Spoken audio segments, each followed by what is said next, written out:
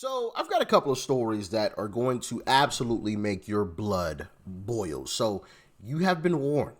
All right. You've been warned. What you're about to witness here is just inexcusable. Absolutely inexcusable stuff. But I think we have to talk about it. It has to be talked about. And it's one of the many reasons, many reasons why I don't understand why anybody, and I mean anybody, would ever vote for the Democrat Party. So with that being said, make sure you guys hit that like button. All right. If you're not subscribed already, hit that subscribe button too. And let's dive in. The Department of Homeland Security says that Washington State ignored two recent detainer requests for illegal immigrant truck drivers. According to the department, both suspects were involved in significant crashes, one of which was deadly. NTD's correspondent Jason Blair has that story. While the Trump administration has been making it a priority to crack down on commercial driver's licenses for illegal immigrants, the Department of Homeland Security reports that Washington State released two illegal immigrant truck drivers involved in crashes despite detainer requests from ICE. One being Kamalpreet Singh, a truck driver who was involved in a deadly collision on December 11th. The DHS says that Singh entered the U.S. illegally in 2023 in Arizona and was released into the country. Also stating, quote, according to local reports, on December 11th, Singh failed to decelerate on a freeway in Washington state, striking the rear of another vehicle, pushing it into a third vehicle. The vehicle Singh directly hit caught on fire, and the 29-year-old driver, Robert Pearson, died on the scene. The second illegal immigrant is Juan Hernandez Santos, who is accused of crashing an 18-wheeler into a car, causing a 6-vehicle pileup involving a school bus. On multiple occasions, ICE has said that when detainers aren't honored, federal officers have to pursue the illegal immigrants in the local community, saying, quote, these at-large arrests are more dangerous for the public, aliens, and officers. Overdrive reports that Tara Tsilana, a spokesperson for the Thurston County Prosecuting Attorney's Office in Washington, says under Washington law, local law enforcement agencies are prohibited from assisting with federal immigration enforcement. She added many jurisdictions from Washington have determined that ICE detainers, which are not reviewed or authorized by a judge, do not carry the same legal authority as a judicial arrest warrant. Washington's key White liberals, man, it'll never end. They will be the downfall of this country if we let them. Keep Washington Working Act, passed in 2019, limits how much law enforcement can cooperate with ICE and the DHS. In August, Washington Governor Bob Ferguson defended the state's policies after receiving a notice from the Department of Justice stating Washington could be out of compliance with federal law. Washington State is proud to be a welcoming community that values immigrants and refugees' contributions to our economy and our cultural fabric. We do so while accounting for and complying with applicable federal law. Jason. So they would rather have illegals roaming the streets, pine boxing American citizens, than to have them deported. Amazing stuff, man. Amazing stuff. And you know what's even crazier? This alleged guy who they released disappeared. He's gone. ICE can't find this guy. Vanished. Allegedly pine boxed somebody. Washington State, first off, you shouldn't be released after you pine box somebody. Okay? I'm trying to keep it a little PG here because, I mean, it's a little graphic. You should not be released when somebody loses their life. You should have to sit until your trial is finished with. Why are you being released? It's absolutely wild to me. Absolutely wild. An illegal immigrant truck driver accused of causing a deadly crash on a Washington state highway has been released, with federal officials saying local authorities ignored an ICE order to keep him in custody. William Ageness has more from Los Angeles. Hi, William. Hey, Mike, you're right. Despite that ICE detainer, not only did Seattle's King County release him, it never even presented a case against 25-year-old Kamalpreet Singh, an Indian national who illegally crossed the border in 2023. Released by the Biden administration with a work permit, Singh got a California commercial driver's license despite rules against giving CDLs to non-citizens. CDLs are meaningless because all of these states have given them out. Like, you know, when somebody produces that CDL, they think, oh, they're here lawfully, when in fact they're an illegal alien. According to police, Singh falsified his logbook before the crash by enlisting a co-driver to extend his hours. Police say he also made, quote, no attempt to brake, killing Blake Pearson, who was simply stuck in traffic. His sister says the system failed Pearson, his wife, and children. Held for vehicular homicide, DHS wanted to deport Singh. Instead, he was released when the state didn't charge him. The Highway Patrol telling Fox, quote, this case is complex and we're still under investigation. We have found additional detail and needed to withdraw the original complaint. The case will be refiled in the near future. Federal record shows Singh's employer has a record of violations, with their drivers and trucks taken off the road at rates well in excess of the national average.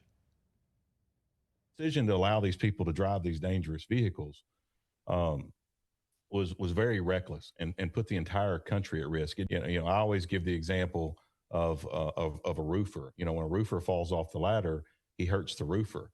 But when a truck driver drives off the road, it usually kills the other people. So we reached out to his employer to find out if Singh is still driving or even in the U.S. No reply. Mike? William Lajeunesse live in L.A. William, thanks very much. Okay, let's bring in Todd Lyons now, acting director of ICE. Todd, good to see you. This Kamal Preeti Singh guy, he came in during the Biden administration in 2023 near Lukeville, Arizona. He was released into the country under that same administration. At this point, do we know where he is? I mean, are you able to find him?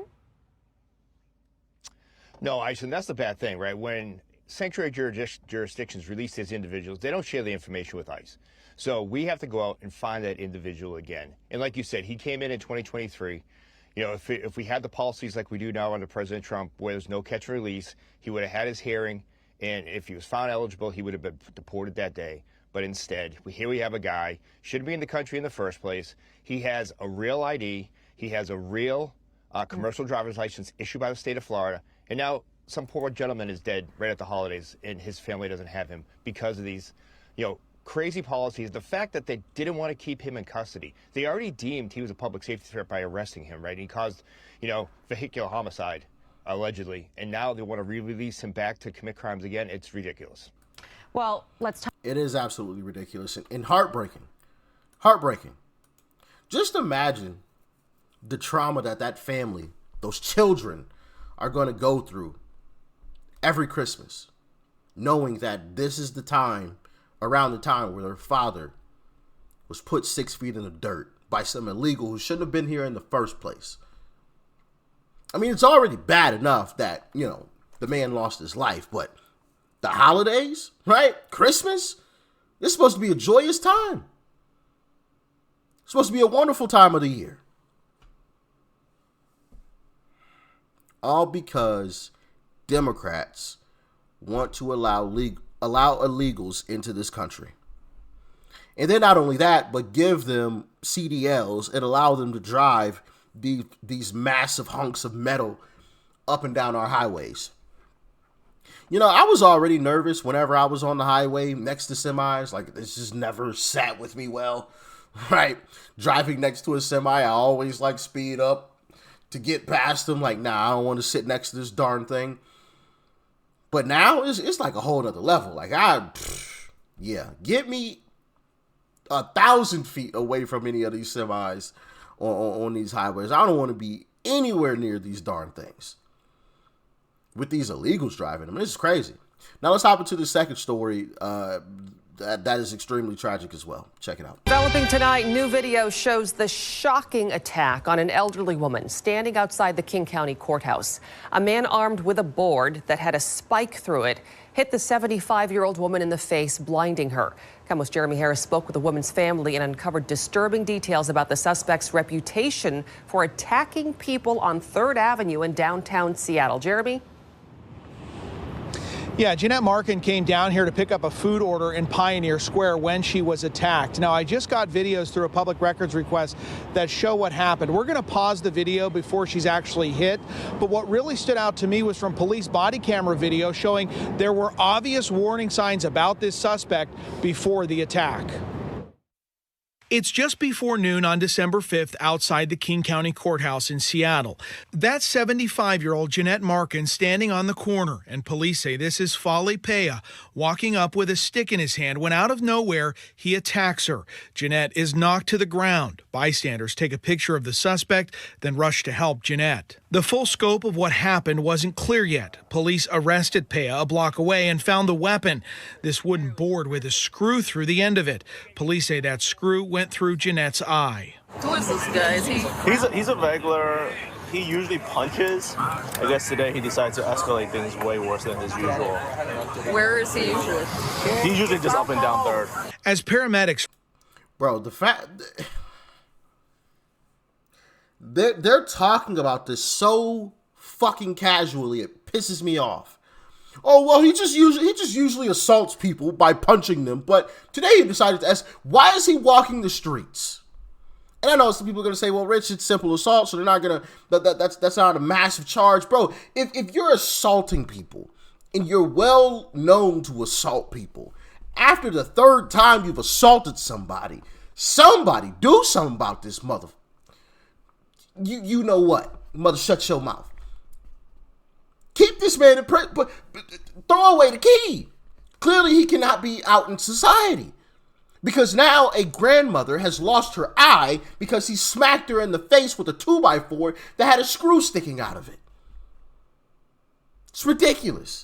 It's ridiculous. Letting people out of jail that should not be out of jail. Just like what they did in Washington with the illegal truck driver who pine-boxed a father right before Christmas. Didn't even attempt to slam on the brakes according to authorities. Just ran right into this man.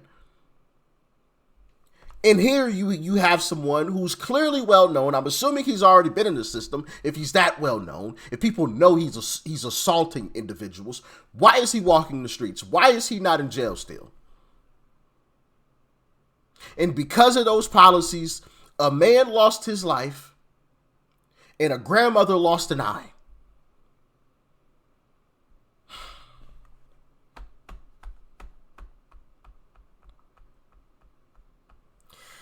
You know, sometimes I wish we could really make some serious change in our judicial system.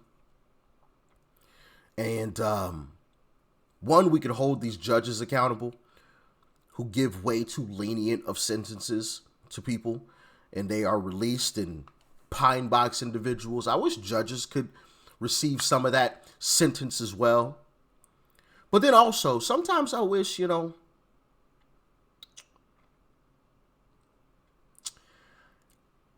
what? I'm probably going. I don't think YouTube would like me saying what I'm thinking. Oh my goodness. Oh my goodness. Let me ask y'all this question. If that was your grandmother, how would you want that situation handled? Let me know. Let me know.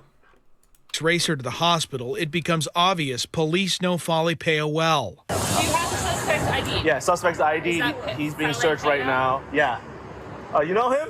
Oh, he's notorious for random assaults on 3rd Street. Court records show Pea had multiple prior convictions for assault, including stabbing someone 8 times at a party. Was that? I take no chances with her. And it's not her responsibility to know like what parts are good, what parts are like she cannot walk there. Andreas Verikis is Jeanette Markham's son. How's your mother doing? Right now, she's out of the 2nd surgery. After several surgeries, she's been told she won't recover sight in her eye and may need even more reconstructive surgeries.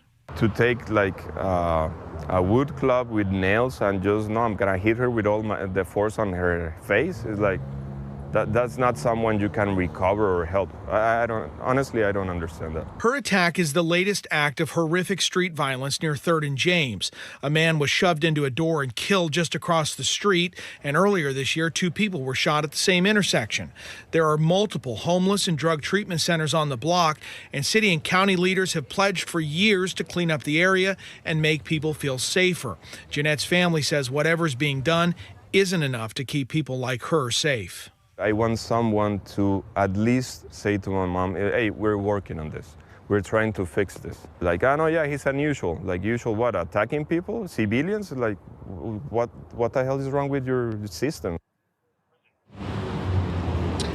Fale Pea is being held in the King County Jail with a bail of $1 million, and he is scheduled to appear back in court for a competency hearing later this month. Reporting live in Seattle.